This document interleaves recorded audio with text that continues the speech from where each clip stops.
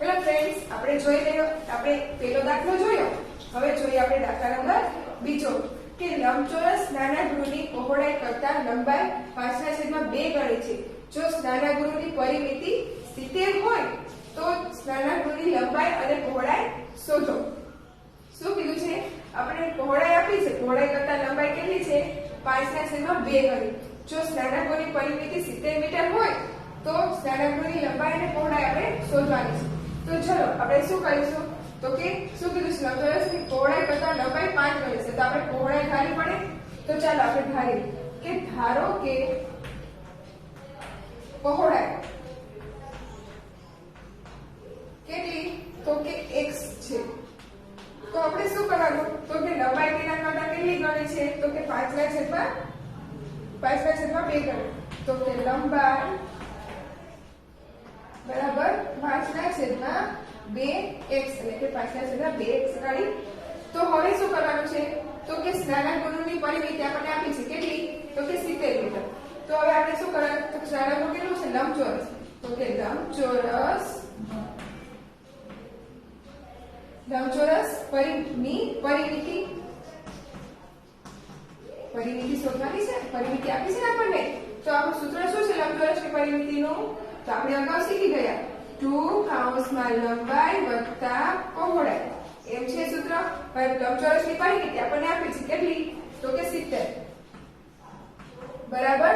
હવે 2 એમના એમ જ તે અને કૌંસમાં l એટલે કે આપણી લંબાઈ. તો લંબાઈ આપણે કેટલી છે? 5/2 એટલે કે 5/2x અને વત્તા પહોળાઈ. તો પહોળાઈ આપણે કેટલી શોધી? આવી આપણી x.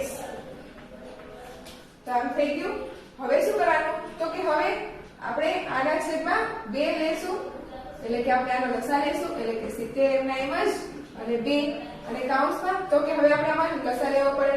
લસા શું આવશે? તો કે 2 કે ના સિવાય બીજી કઈ રકમ નથી એટલા માટે એટલે 2.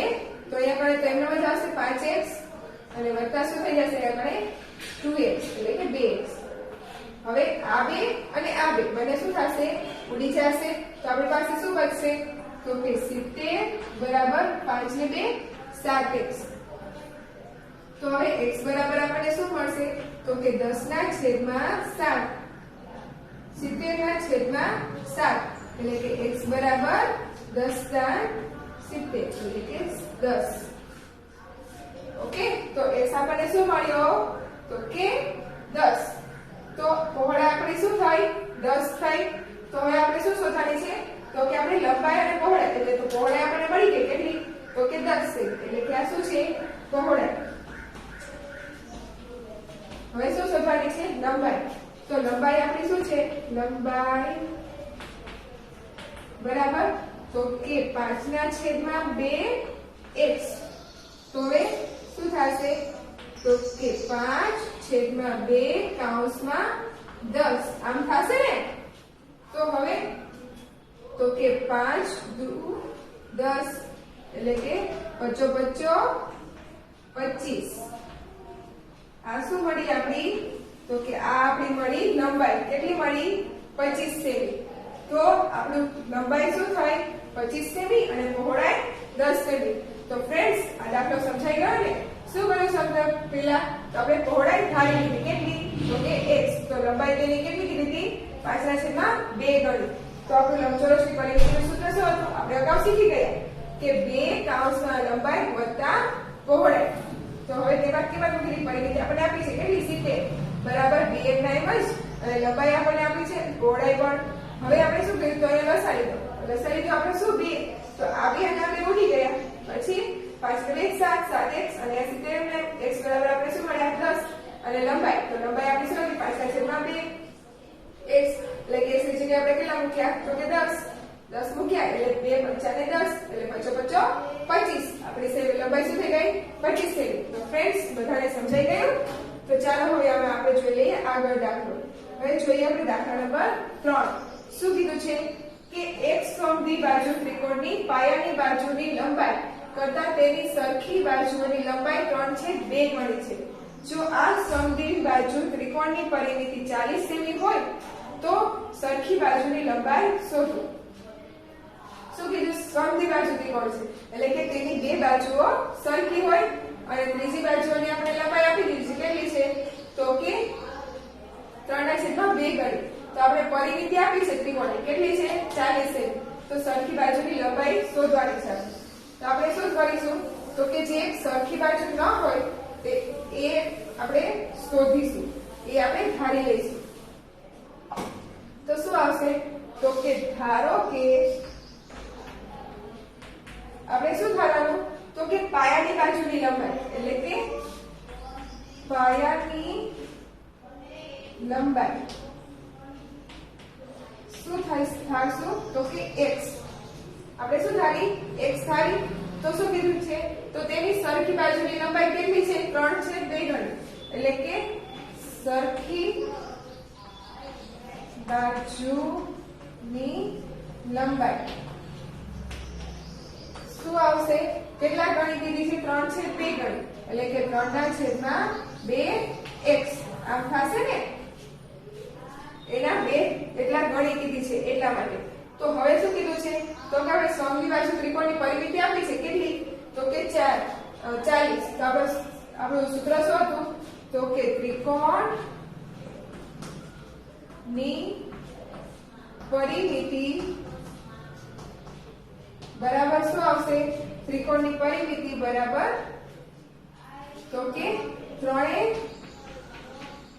બાજુનો સરવાળો આ તો આપણો સૂત્ર આપણે શીખી ગયા ને અગાઉ તો હવે પરિમિતિ આપણને આપી છે કેટલી આપી છે તો કે 40 બરાબર ત્રણેય બાજુનો સરવાળો એટલે કે આ એટલે કે x + 3/2x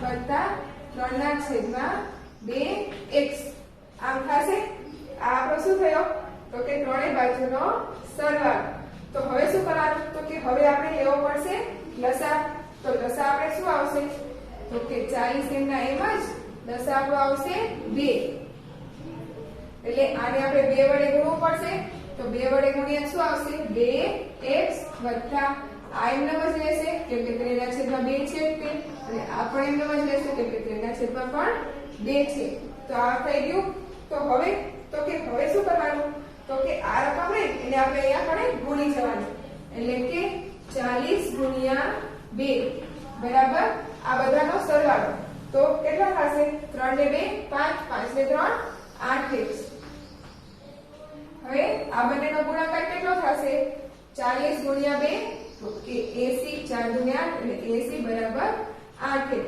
એટલે x બરાબર શું આવશે 80/8 એટલે x બરાબર 10 × 80 એટલે કે 10 આ શું મળી ગયું આપણને x એટલે કે પાયાની બાજુની લંબાઈ તો હવે બાજુની બે લંબાઈ છે એ આપણે શોધવાની છે ને તો શું થશે તો ચાલો જોઈ લઈએ શું આપણને આપી છે તો કે 3/2x તો હવે 3/2 આપ્યું છે x એટલે કે તો કે ગુણ્યા 10 2 પંચા ને 10 3 પંચા 15 એટલે આપણો શું આવી ગયો જવાબ શું આવ્યો 15 સેમી એટલે કે પાયાની બાજુની જે લંબાઈ છે ત્રિકોણમાં એ કેટલી આવી તો કે 10 અને બાજુની બાકી બે બાજુ સરખી હોય તે કેટલા સેમીની આવી તો કે 15 બાજુ સેમીની તો ફ્રેન્ડ્સ બધાને સમજાઈ ગયું ને અને આવો દાખલો પૂછવામાં આવે તો બધાને આવડશે ને તો ચાલો હવે જોઈએ આપણે દાખલા નંબર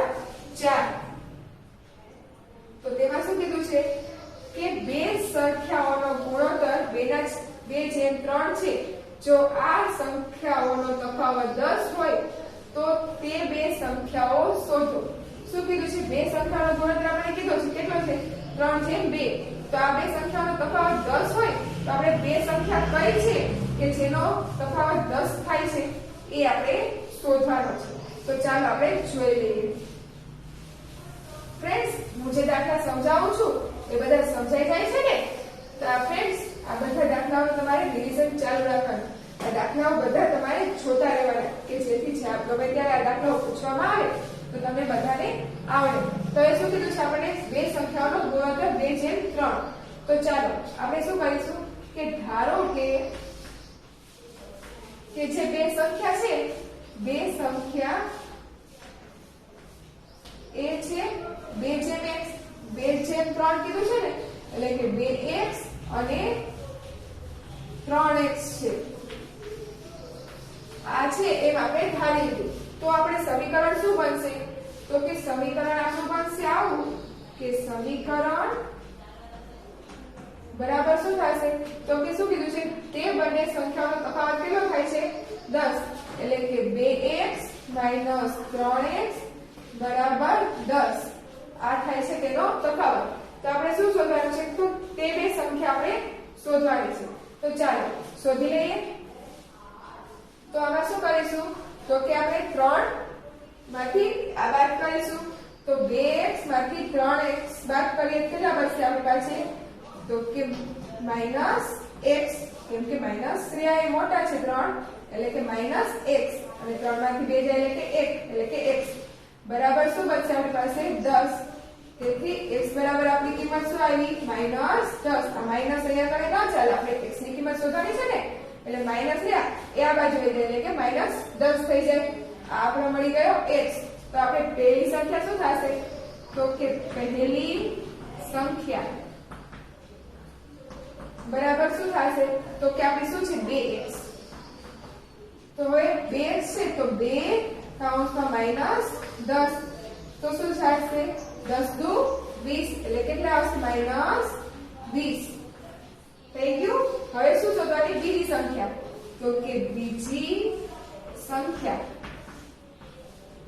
બરાબર બીજી સંખ્યા કઈ છે તો કે 3x હવે તો 3 કૌંસમાં -10 એટલે કે 3 10 તરી 30 એટલે કે -30 તો પહેલી સંખ્યા કઈ મળી -20 અને બીજી સંખ્યા કઈ મળી -10 એટલે કે આ બે એ સંખ્યા મળી કે જેનો તફાવત કેટલો થાય છે 10 તો ફ્રેન્ડ્સ આ દાખલો સમજાઈ ગયો ને હવે આવા દાખલા બીજા પૂછવામાં આવે તો બધાને આવડશે ને તો ચાલો હવે આપણે આગળ આવા જ